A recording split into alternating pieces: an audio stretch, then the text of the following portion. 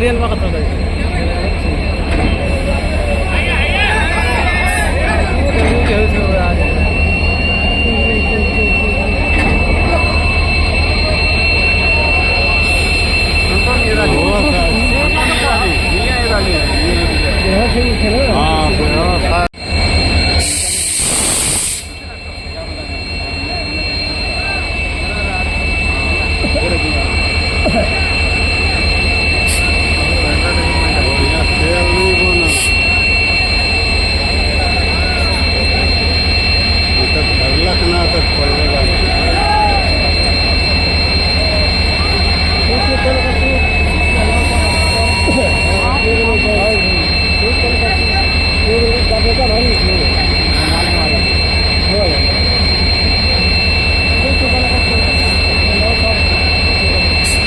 अच्छा लगा तो वीडियो को लाइक कर देना।